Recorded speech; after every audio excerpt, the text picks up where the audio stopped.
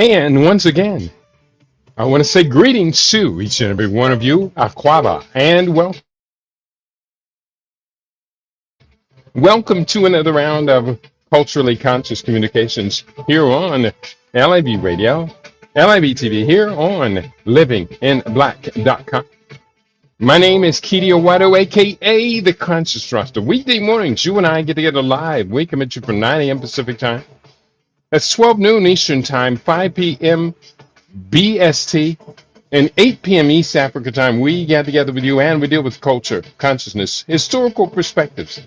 We deal with entertainment, economics, education, health, labor, law, politics, religion, family, conflict, future studies, all areas of human interactivity and development. Today's date is Friday. That means it's another round of what we call Making Money Fridays. And we deal with a broad spectrum of economic activities happening in the world of today. Today's date is Friday, the 29th of August, the year 2025 in the Western calendar, Gregorian calendar. This corresponds to the year 6266, according to the calendar of ancient Kemet, to which we have realigned our cultural clock. Welcome to the 7th millennium. You have found your family in a peaceful place here on LIB Radio, LIB TV, here on livinginblack.com. And let us get into the program for today. It's a good show we have today. I hope you are in a good mood. You know, this is nearing the end of our Black August emergency LIB Radio Fund Drive. If you have not been able to connect with us and make a donation to the fund drive, we only ask, what can we or what can I do better to better serve you? As person of, I am a Pan-African. I am also a human. And you know, we cover a lot of Pan-African affairs and we deal with a lot of the humanities here on LIB Radio. We talk a lot about health. Health is wealth. Wealth. Health is wealth. We deal with that a lot. So if we have done something here on LIB Radio that helps you to be healthy and to prosper, we only ask that according to the spirit of Ma'at, reciprocity is in order. That you would give a little bit to our emergency fund drive. When I say emergency, yeah, I mean emergency. It's down to do we do or do we don't. Today on LIB Radio, I hope you find this to be a very appropriate broadcast. I say greetings to all of you tuned in. Basu Nefert Ra Sechet. I see you in the house. Uja Baba Keedy and LIB Family Radio, she says, and it is an honor. It is a pleasure for me to be with you today and everyone today. Thank you for weighing in bright and early, sharing your thoughts, sharing your voice on your LIB Radio. And let's keep going. Let's just keep going. We are, one second, I have to just clear a couple of ads and then I am on the roll. Here's the topic that we have on table today. It is Burkinabe socialism versus Western capitalism. Today on LIB Radio, we follow the money trail. Every year, approximately 200 billion US dollars is extracted from the African continent, with the money being deposited. No, I should say 200 billion is illegally extracted from the African continent. Africa gives more than double that to the world, with the money being deposited into Western capitalist banking accounts. Today, we compare the record of one country's attempts over the decades to break this trend and to install a genuinely African style of social living that embraces the goals of sovereign development, sustainability, and equitable distribution of the nation's resources. There is a huge difference between capitalism, as you and I know it, and this Burkinabe vision. So that is what we have on store for today. We're looking at Burkina Faso in the context of course, the emerging Confederation of Sahel States. We're going to begin with examining the record of Thomas Sankara. We're going to begin even before there. I'm going to begin with this piece of video that I have queued up. This video takes us from the end of the colonial period, and it takes us up to the time, or up to modern times, and it talks to us about this exploitation. Now, the video is originally about a little over 12 minutes long.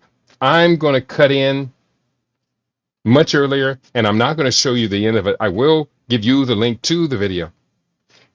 This video is what it is. This is an account of post-colonial developments in Africa.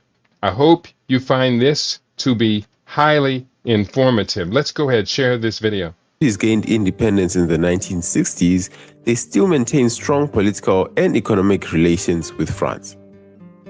Europe has tried to paint its continued relationship with its former colonies as an altruistic move since Africans were building their nations from scratch.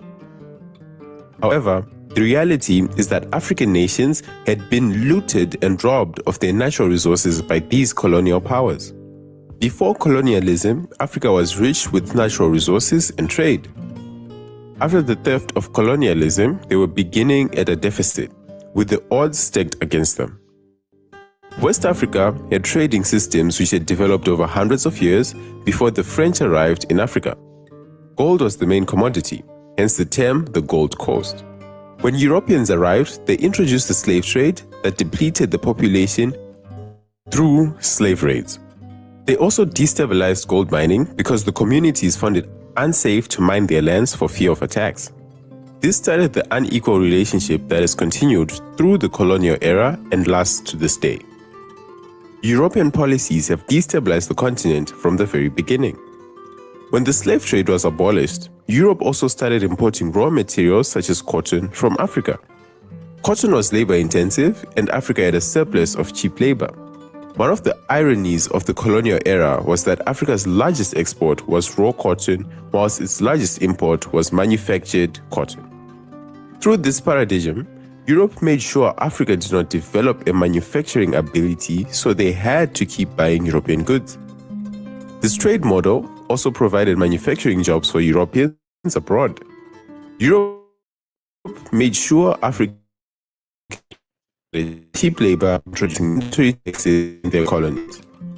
Africans' only access to European currency was through the wages they were paid at European farms. These farms had been acquired by stealing land from Africans and resettling them in crowded and unproductive settlements. And yet, the colonial powers continued exploiting these countries even after independence. In all this, France stands out in the scope of policy intended to keep money flowing in from her former colonies, regardless of the consequences on their economies. This is because of the way that most colonies gained their independence.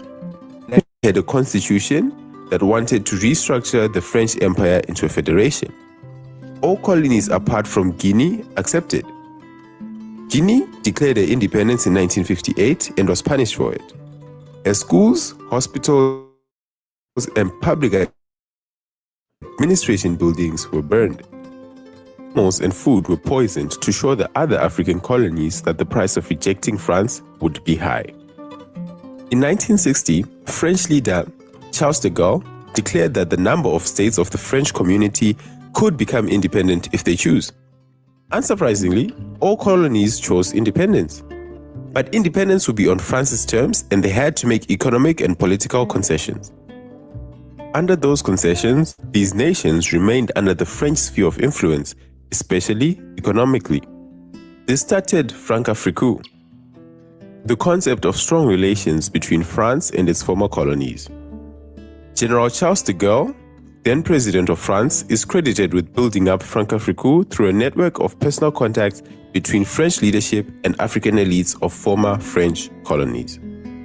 France laid ground for this when it introduced political systems in its colonies that favored a few African elites. Just before independence, France abolished the parliamentary system in some countries like the Ivory Coast and established a presidential regime that meant that all power was vested in one person. All right. I think that was enough of that. I hope you do go back and watch this video multiple times. It breaks my heart really to watch it. It does go on for another 8 minutes or so. But it shows you exactly what France did, what the Western capitalists did in African countries. We could talk about Britain, Germany, Portugal, Spain, Belgium, but France set up a scheme that was, according to my opinion, particularly disastrous, and it was a scheme. It was very deliberate on France's part to manipulate the African countries. To this date, France, the central bank of France, still prints the currencies of many African countries. Although African countries are breaking away from this system, it does persist. Now that brings us to the focus on Burkina Faso. Burkinabe is what is referred to when describing the Burkina Faso style of living, the Burkinabe. So today's theme, Burkinabe socialism versus Western capitalism. I see one comment from Basu Nefert Ra Sishat. I'll get it right. She says, great topic to discuss. Thank you. I'm glad you do agree. Because I do think this is a very great topic for us to be discussing. Let's go into our discussion for today. I'm going to begin talking about Thomas Sankara, the martyred former military leader and eventually became political leader of Burkina Faso. And Burkinabe socialism refers to the political and economic ideology that emerged in Burkina Faso, particularly during the leadership of Thomas Sankara from 1983 to 1987. Sankara's government aimed to implement a form of socialism that was distinctly African, focusing on self-reliance, anti-imperialism, and social and economic justice. Key features of Burkinabe socialism for us to be focused on: number one, self-reliance.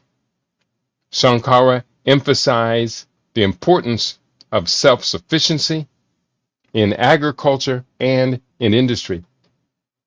He promoted local production and consumption to reduce dependency on foreign aid and imports. Land reforms. The government nationalized land and redistributed to peasants, aiming to empower rural communities and improve agricultural productivity. Women's rights. Sankara's regime was notable for the progressive stance on women's rights promoting gender equality and encouraging women's participation in all aspects of society. Anti-imperialism. Burkinabe socialism was characterized by a strong anti-colonial and anti-imperialist stance, rejecting foreign influence and advocating for African unity and independence. Public health and education. The government invested in public health and education, launching campaigns to improve literacy and healthcare access, particularly in rural areas. And when we talk about the impact and the legacy of Thomas Sankara, we cannot help but understand how this legacy brought us right to the presence of Ibrahim Traore, who himself has always stated that he was a son of the Thomas Sankara vision, always. So understanding that, and bear with me, I'm having a little problem in the background. Understanding that, we understand more about Ibrahim Traore. Sankara's policies led to significant improvements in literacy rates, healthcare, and agricultural production during his tenure. However, his radical approach also faced criticism and resistance, both domestically and internationally. Thomas Sankara's assassination in 1987 marked the end of his socialist visionary experiment. Yet his legacy continues to inspire the movements for social justice and self-determination in Burkina Faso and far, far beyond. Burkinabe socialism remains a significant chapter in the history of African socialism, illustrating the complexities and challenges of implementing socialist ideas in post-colonial contexts. And when we talk about socialism, African socialism, you must understand it is very distinct and different from Soviet Union style socialism, from Marxism, Leninism. It's probably maybe closer to Marxism than not. But African socialism essentially means all of the resources of Africa are committed to the uplift of all African people. That's it. That oil riches in Angola, Nigeria, Equatorial Guinea, and other nations should uplift the people of those nations, first and foremost, as well as since African socialists generally do not acknowledge legitimacy of the European-created borders in Africa, then African socialism includes people who are not necessarily of the same national boundaries. Pan-Africanism rises upon the back of African socialism. So we understand these things. Burkinabe socialism remains to this day a significant chapter. Now let's look specifically at Burkinabe socialism, Burkina Faso socialism versus capitalism. Now we're going to stick with Thomas Sankara for a while. Thomas Sankara's leadership in Burkina Faso from 1983 to 1987 represented a direct challenge to Western capitalists and neo-colonial models, advocating for a socialist pan-Africanist development path rooted in self-sufficiency and anti-imperialism. His government rejected foreign aid. Yes, it did. Famously stating, quote, "He who feeds you controls you," unquote. He who feeds you controls you. And refused to pay debts deemed illegitimately accrued, viewing constant debt servicing as an anathema to African development. These debt payments that were accrued under previous regimes, etc., and carried on while the Western capitalist countries were getting richer, the African countries were getting poorer with the debt service. To me, that is so blatant and so obvious. I wonder, does anyone else feel the outrage of that?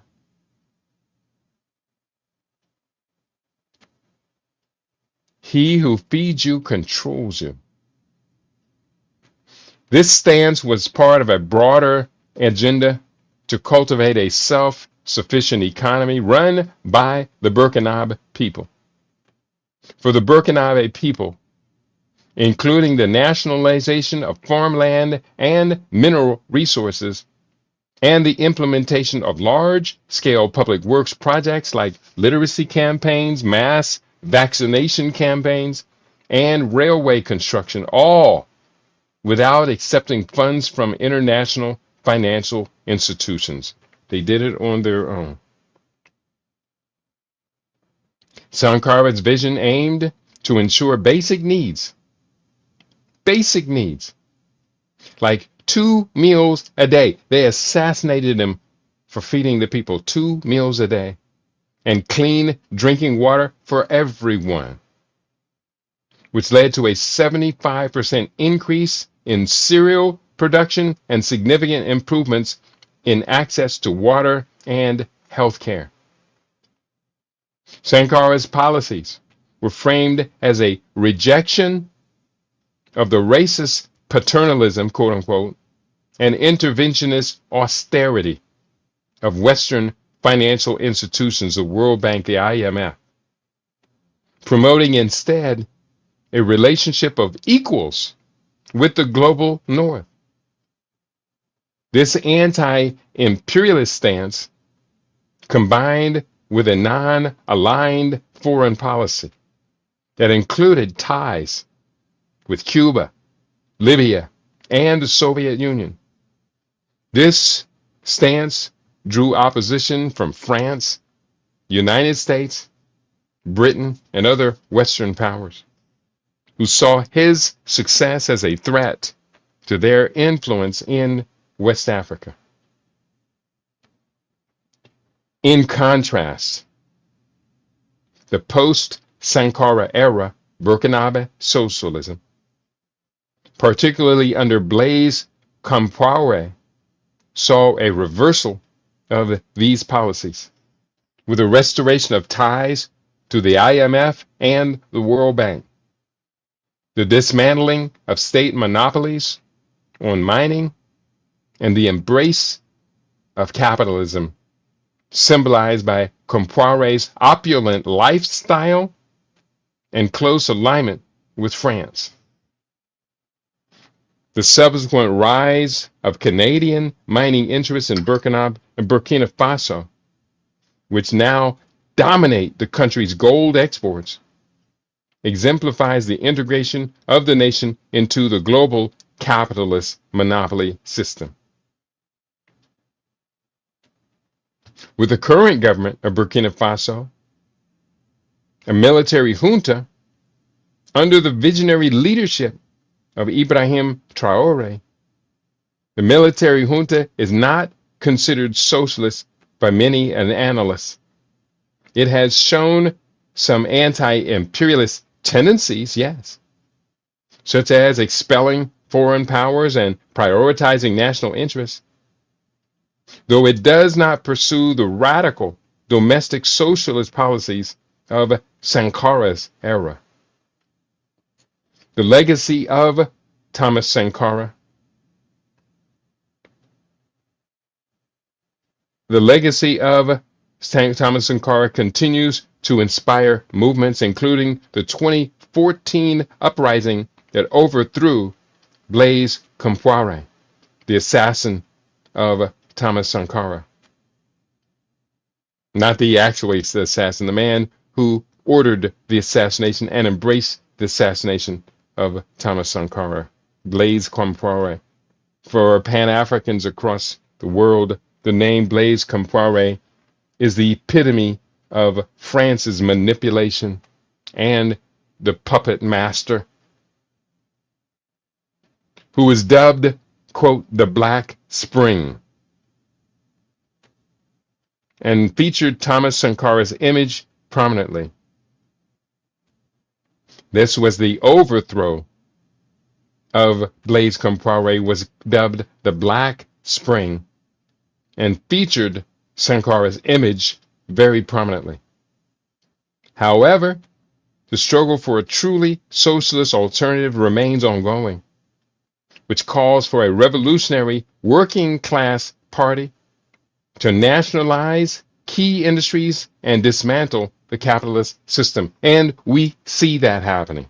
We see it happening in real time under what many consider, and I agree, is the brilliant visionary leadership of Africa's youngest leader, Ibrahim Traoré. We are talking about socialism versus capitalism in Burkina Faso. There's a little bit more. This may be repeating itself. It does repeat itself. I think I copied the same thing twice. Let's skip forward here. Yeah, I did copy the same thing twice. Thomas Sankara remains a global icon. This article is written by Owen Schalk. Canadian Dimension is the name of the magazine, on October 9, 2024.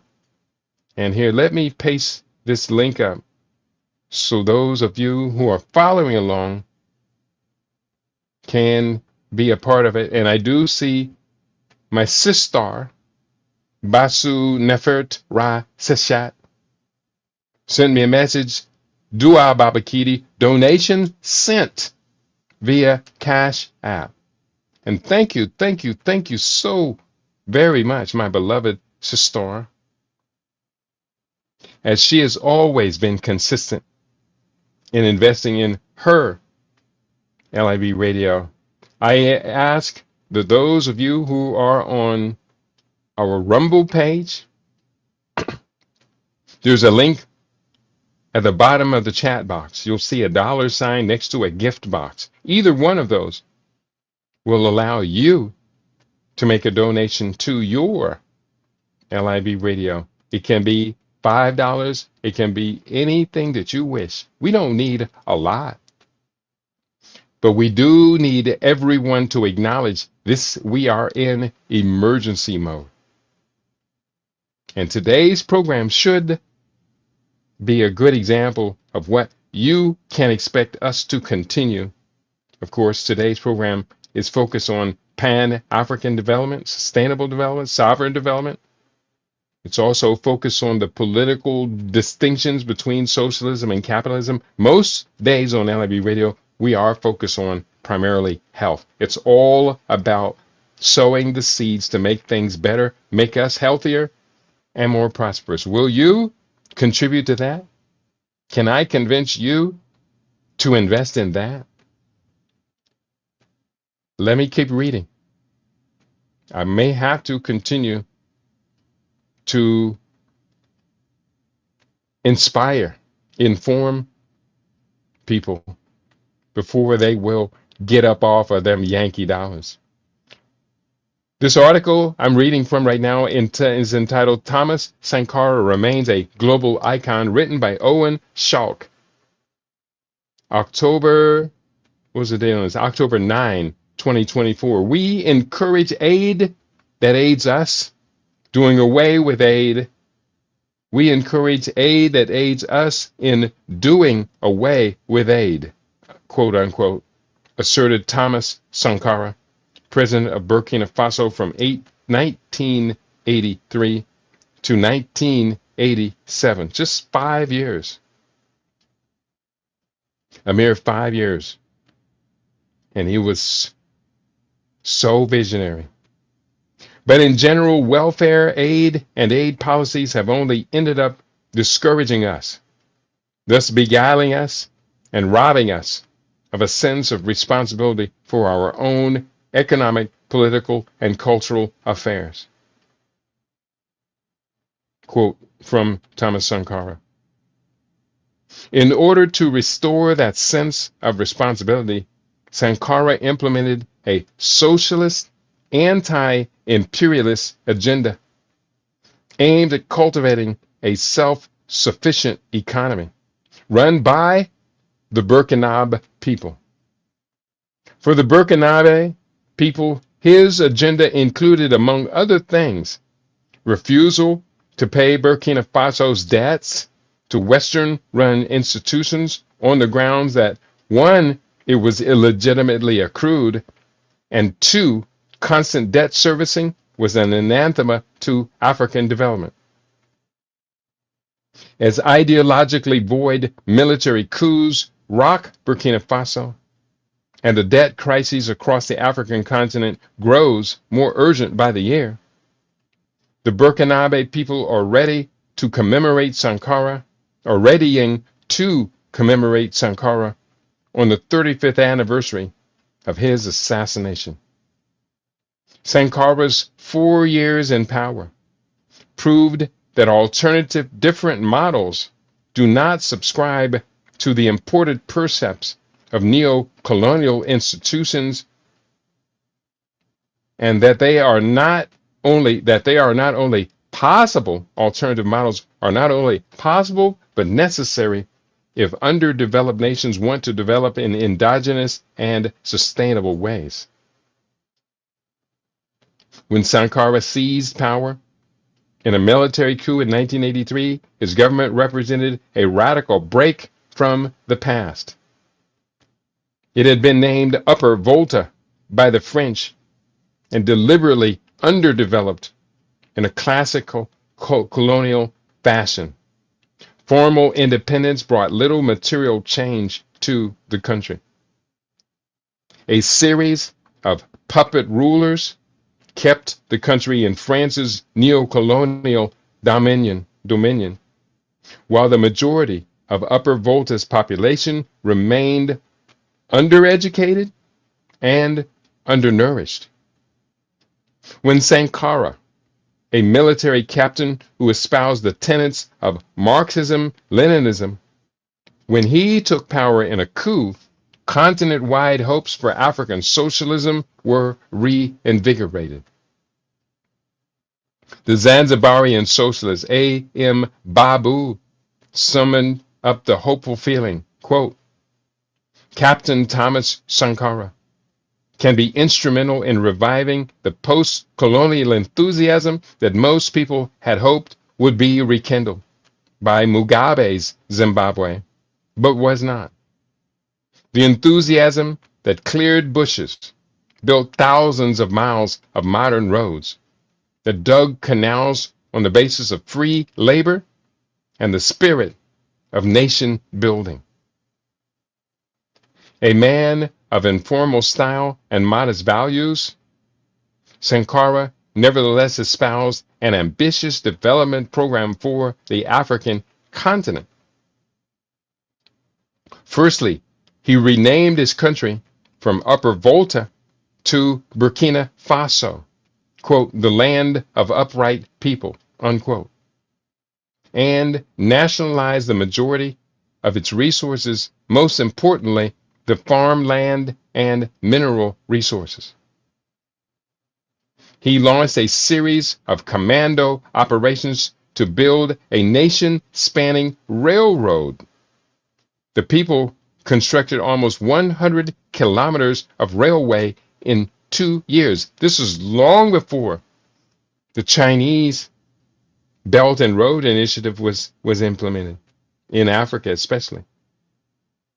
The people constructed almost 100 kilometers of railway in 2 years, increasing literacy in the countryside. Tens of thousands of people were taught to read, and vaccinating children against measles, meningitis, and yellow fever. 2 million children were vaccinated in 2 weeks. Now, I would need to look at that vaccination campaign and the aftermath of it to see what was the unintended causes of those vaccinations, because we do know that vaccines have adverse events that are reported and associated with them. So I need to go back, see if I can find some documentation from that period from Burkina Faso. All of these initiatives. Oh, and lastly, let me reread that last part. And vaccinate children against measles, meningitis, and yellow fever. 2 million children were vaccinated in 2 weeks, saving 18,000 to 50,000 kids who usually die in the yearly epidemics. All these initiatives were undertaken without accepting funds from international financial institutions or encouraging foreign investment. Quote, "We don't want anything from anyone," unquote, said Foreign Minister Basile Gisao. Quote, "No one will come to develop Burkina Faso in place of its own people," close quote. At a time when Africa's debt was around $200 billion and 40% of the continent's export earnings were going toward debt payments. This was a brave stance to take. Sankara went one step further when, in 1987, he urged the rest of Africa to reject its foreign debt and follow Burkina Faso's successful model of self-sufficiency. And of course, 1987, when he issued that plea to his fellow African national leaders, that was on the eve of his assassination. It could very well likely been that was what triggered the assassination of Thomas Sankara. We continue. One second, I want to see if anyone is talking to me on Rumble. No one is, but we are here, and we do encourage you to participate in the conversation. Do hit the like button if you don't mind. And let's do the best we can to be integrated, be a part of this all. This is a family. We are doing a family thing here. And I am asking you to, what do you do when you're with your family? Do you express yourself? Do you engage with? Do you see the work that I do? Do I see the ideologies that you bring to this conversation? Do I get a chance to acknowledge them? Let's all build together. Let's all pull together. Here we go. Sankara's goal was to ensure the population's access to food and clean drinking water, a basic but demanding ambition on a continent where hunger and thirst were enforced on whole peoples through the financial institutions and foreign policy agendas of the quote-unquote civilized, unquote, Western world. Civilized Western world. Hunger and thirst. Our economic ambition, he said, is to use the strength of the people of Burkina Faso to provide for all 2 meals a day and drinking water. His policies bore fruit. Between 1983 and 1986, cereal production rose 75%. And the new Ministry of Water helped many communities dig wells and water reservoirs. Journalist Ernest Harsh recalls, quote, ordinary Burkinabe seemed to readily embrace Sankara's approach as they mobilized in their local communities to quickly build new schools, health clinics, and other facilities that had once seemed but a remote fantasy. Sankara's independent development policies, combined with a non-aligned foreign policy that saw him enjoy good relations with Cuba, Libya, and the Soviet Union. This led the Europeans, and particularly the French, to turn against the revolutionary government. Much like other revolutionary processes in Cuba and Venezuela, Sankara's government was successfully implementing a new development strategy that spurned the racist paternalism and interventionist austerity of Western financial institutions in favor of a model of self-sufficiency rooted in popular mobilization. Moreover, Sankara demanded respect from the global North, and especially from Burkina Faso's former colonizer. What is essential, he stated, is to develop a relationship of equals, mutually beneficial, without paternalism on one side or an inferiority complex on the other. The French government's attitude toward Sankara grew increasingly negative during this time in power. For example, during a brief border war between Mali and Burkina Faso in 1985, France sold weapons to Mali. Overall, Sankara had deprived France of influence in West Africa, and the success of his alternative path portended an even greater diminishment of French influence, as other peoples in the region would likely realize that self-sufficiency was possible. As such, the French retained close ties with conservative movements in neighboring Togo and Cote d'Ivoire, especially the Ivorian President Félix Houphouët-Boigny, whose country was home to many Burkinabe exiles who opposed the Burkinabe Revolution. When Sankara traveled to Cote d'Ivoire in May 1984, he was initially banned from visiting Abidjan, the largest city, because Ivorian authorities were worried he would be welcomed more enthusiastically than the country's own president, and that is President Félix Houphouët-Boigny, who was eventually deposed and who was a tyrant. Everything fell apart on October 15, 1987, when former Sankara compatriot Blaise Compaoré launched a coup of his own. His soldiers murdered Sankara and his closest allies and unceremoniously buried their bodies in a mass grave. Harsh reported that when word of Sankara's death spread, mourners flocked to the mound to lay flowers and weep. Compaoré ruled until 2014.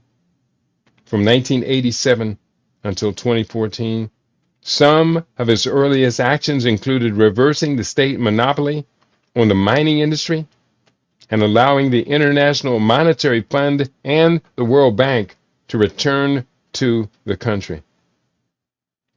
Quote, without shame, we must appeal to private investors, unquote, he announced in a clear break from Sankara. We need to develop capitalism, they said. We've never considered socialism. In contrast to his predecessor, Compaoré built an opulent presidential palace and purchased a luxury jet once owned by Michael Jackson.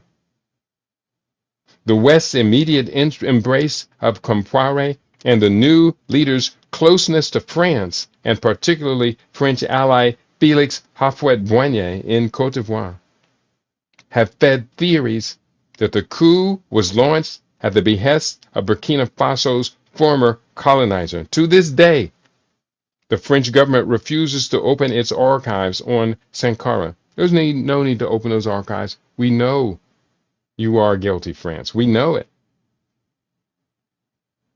And many of us never are going to forget this.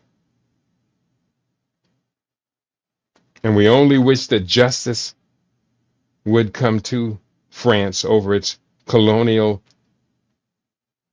enterprises and the assassinations that they did all over Africa. In fact, let me real quickly, I'm going to give you a report. I'm going to ask of AI, share the entire list of French government associated assassinations of African national leaders.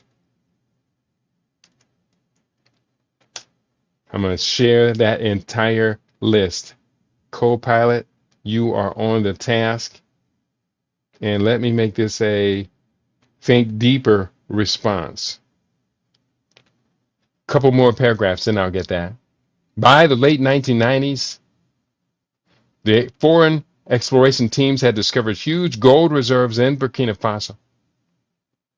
Canada, with its growing investments in gold, was especially interested. By 2003, the following Canadian companies were exploring or developing mines in Burkina Faso: Axemen, Horizon Resources, Etruscan Resources, St. Jude Resources, Semafo, and High River Gold. Within fewer than 20 years, Canadian interests would own the majority of gold operations in the country, dominating Burkina Faso's most profitable export.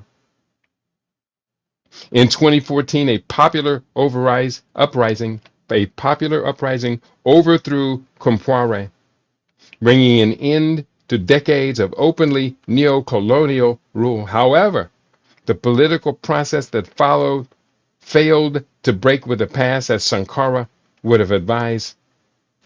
Canadian pressure was instrumental in preventing substantial reform. As Business Monitor Online explained, quote, Burkina Faso is heavily dependent on foreign aid, much of it from Canada, the home jurisdiction of most of the miners that would be hurt by significant review, unquote. Former Prime Minister Stephen Harper further protected Canada's investments by finalizing a Foreign Investment Promotion and Protection Agreement, FIPA, negotiated with the Compaoré regime while the unelected transition government was in power. A 2015 meeting between Prime Minister Justin Trudeau and former President Roch Marc Christian Kabore revealed the continuing prevalence of Canadian capital in the country today.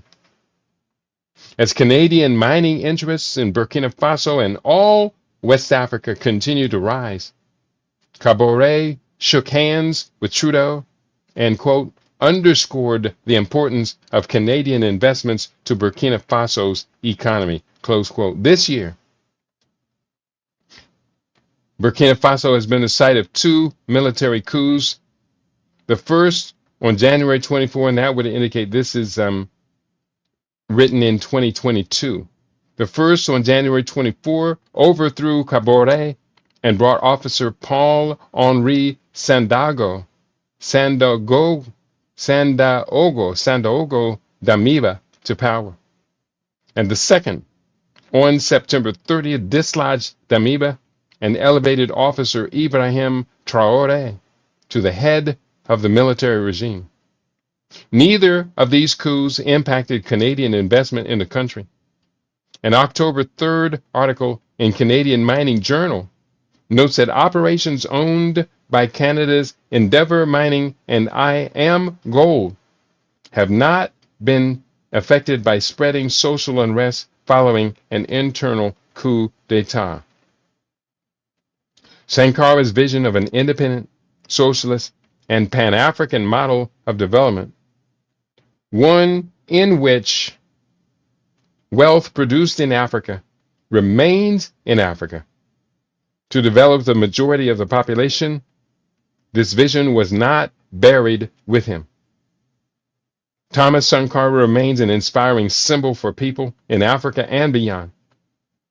In a recent interview with Democracy Now!, Aziz Fall, coordinator of the international campaign Justice for Sankara, explained that Sankara, quote, symbolized for most African youth the hope of a sovereign Africa.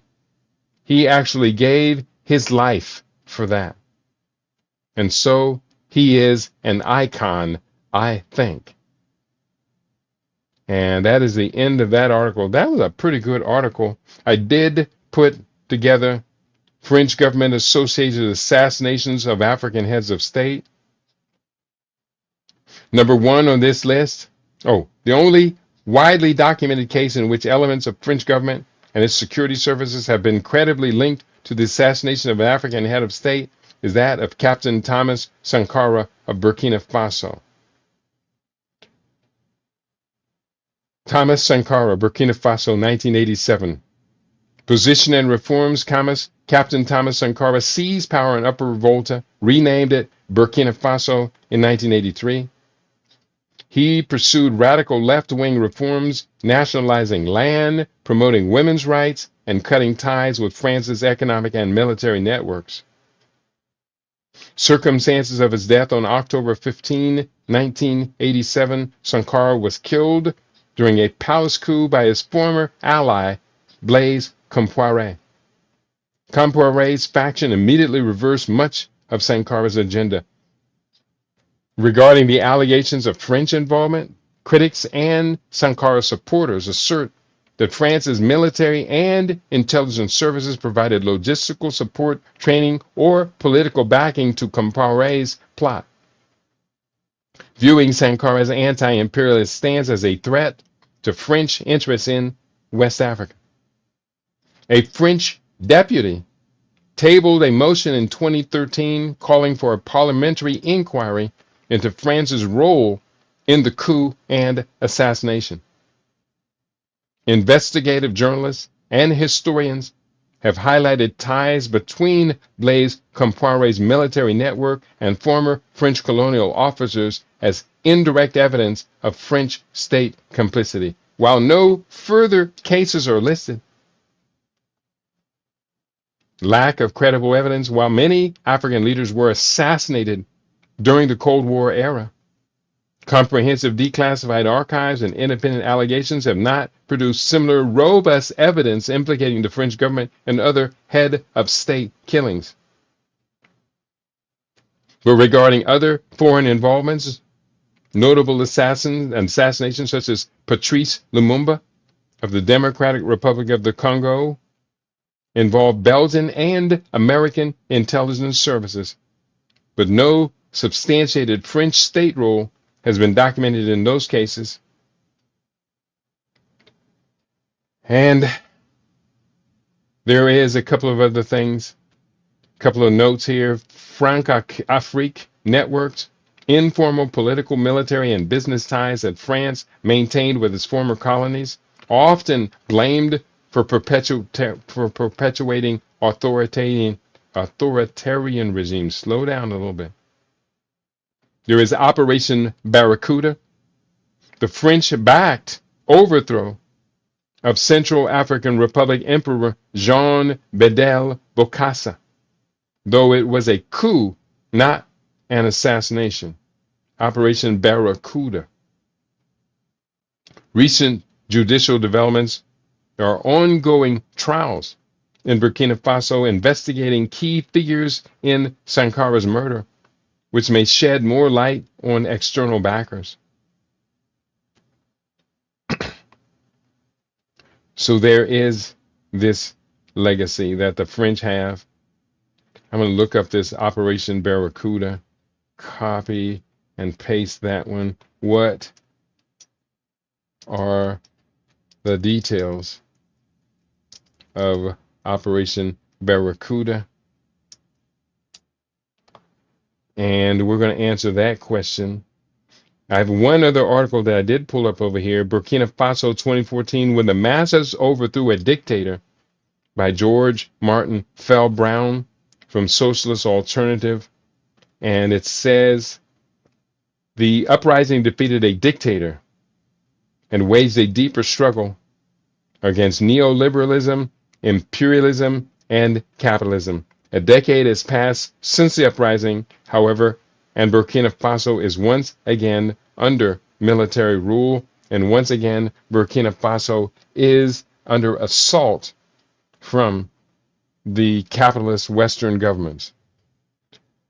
And I'm going to put that link up for my YouTube family.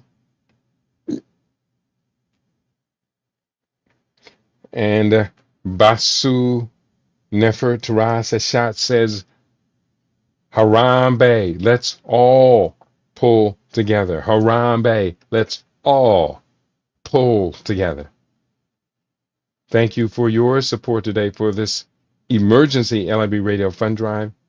And for some odd reason, I am getting a very poor reception today from my audience on Rumble.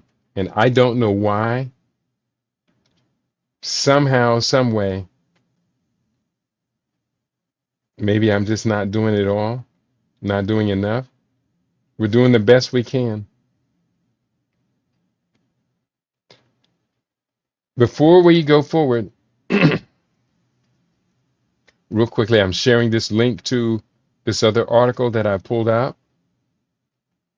And before we go forward, once again, I want to remind you, we are 3 days from the end of Black August. 3 days. And then we have to shift into September. September was intended to be, for me, the beginning of my months of travel to Africa. I did create a GoFundMe page because I couldn't do it alone. But the GoFundMe page got zero traction. No one contributed, only one contribution, and that was me seeding the account with $75. So $75 will not even get me out of Nevada. Let alone I intended to go to speak at the Festac conference. I still have that invitation, yet then again, there's so much money to be spent before getting there that I, at this particular point, have diminishing hopes that I will be able to raise $13,500 in the time allotted. But that's not to say I'm not going to go to Ghana.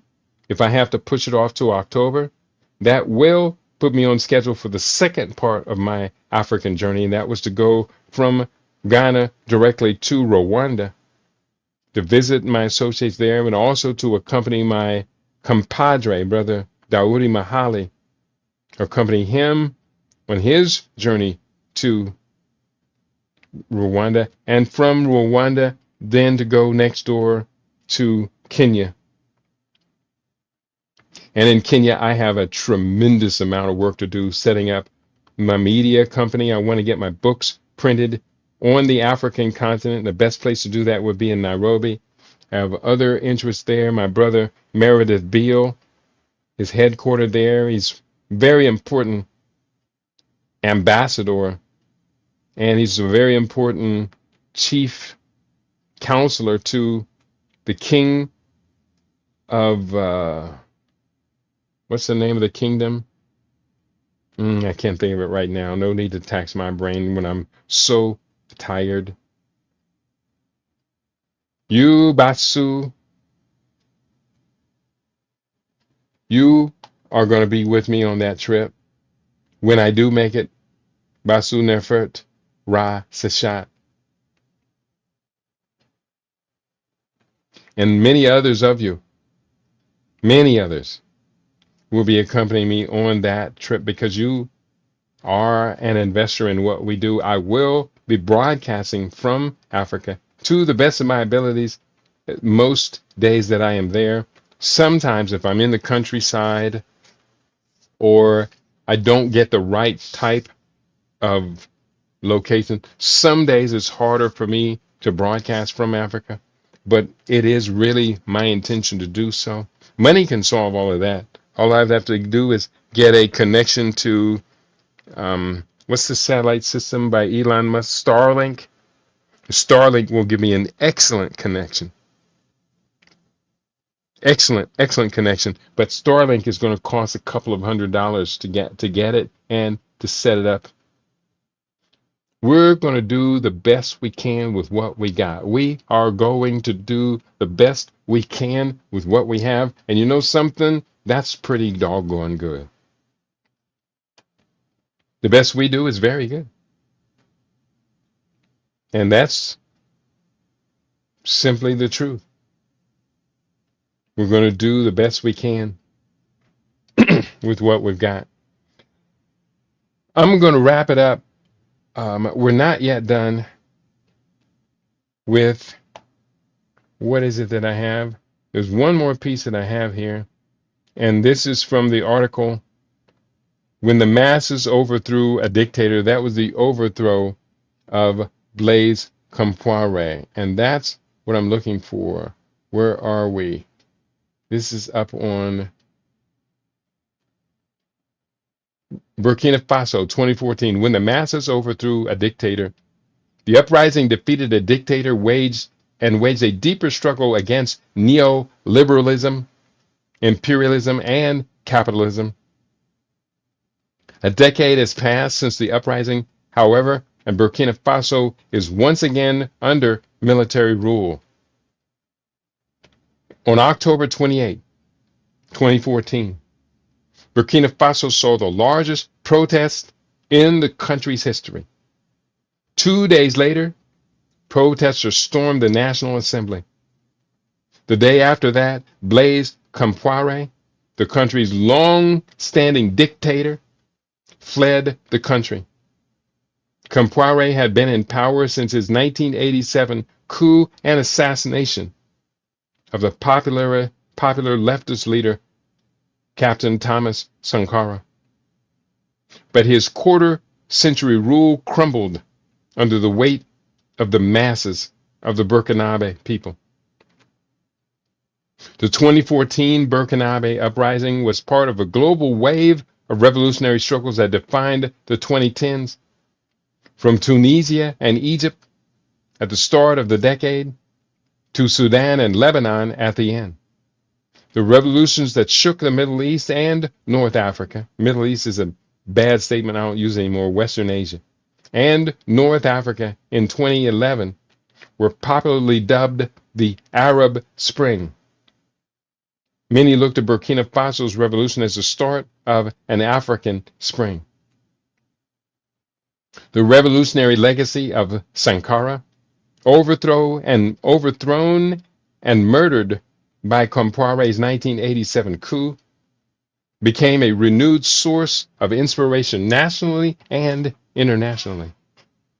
This included in the U.S., where he was embraced by the more radical elements in the Black Lives Matter movement that broke out the same year, 2014.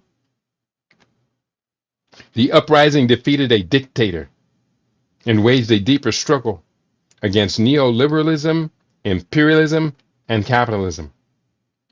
A decade has passed since the uprising, however, and Burkina Faso is once again under military rule. The current coup leaders in the country have shed French and American imperialism only to bow before Russian and Chinese imperialism. Instead of an African Spring, Burkina Faso is now part of a coup belt of military dictatorships stretching across Africa's Sahel region. Now, let me just put this in the context. These military dictatorships that have taken place and are installed in Burkina Faso, Mali, Niger, are at the behest of the people. The people embrace them. The people love their leaders. Let's be clear about that. At the same time, the idea of an African Spring has returned to public consciousness with a new wave of uprisings from Kenya to Nigeria to Mozambique. Regardless of the setbacks Burkina Faso has faced, the uprising itself provides the new generation of revolutionaries with a powerful demonstration of what Russian revolutionary Leon Trotsky called, quote, the direct interference of the masses in historical events, close quote. Drawing the right lessons, the masses can intrude once more while avoiding the same fate. And I do believe that to be true. I'm going to copy this article and share it with you. And hopefully you will be inspired to share it as well. Pushing up the link here on YouTube. And pushing up the same link here. Bear with me. Let me clear this out. Pushing up the same link for our Rumble family, who, believe it or not, for some odd reason, the Rumble family kind of missed today's show. There are at least 3 people, 2 people other than myself, who are checking in on the Rumble link, but no one said a word today, not a single word. Before I close the program, I'm going to just post this link up so that those of you following our program today on the Facebook page will have access to everything that we shared with everybody today. And I want to thank you all. It was a long week. It's been a good week, a long week. Today I weighed myself and I gained a little bit of that weight back. I weighed 141, which is 4 pounds less than what I weighed at age 25. That's up from yesterday's 140.3. So I am right in the range of perfect health. My weight, for me, my weight is slightly under perfect. And slightly under perfect is better than slightly over perfect. They're all the same if you ask me. If it's in that range of a 5-pound range and that with 145 at the center of it, I am completely happy. Very pleased to be an inspiration to those of you who similarly do what I do. Let me give you the key. If you haven't heard it already from me, every day I eat. My first meal of the day is at 16 hours after beginning my fast, so I'll be eating today in 2 hours. My first meal of the day is chia pudding. That's the secret, chia pudding. And when you eat that chia pudding, I want you to think about your LIB radio family and where did you get that information from that allows you to maintain the ideal weight that you want to maintain. Chia pudding with fruit. It's going to be a great day in your neighborhood. On that note, I'm going to wrap it up for today. I want to thank you all for making LIB Radio a part of your Pan-African information source, for tuning in, for being supportive. That's a beautiful thing. for which I can say nothing but I am grateful. We are grateful for you, for being a part of everything we do, for being a part of something so incredibly positive. Our Pan-African news and information source stands as a banner, a flag waving in the breezes that are encompassing our world. I am because you are Ubuntu. I am because we are. Peace and prosperity to each and every one of you.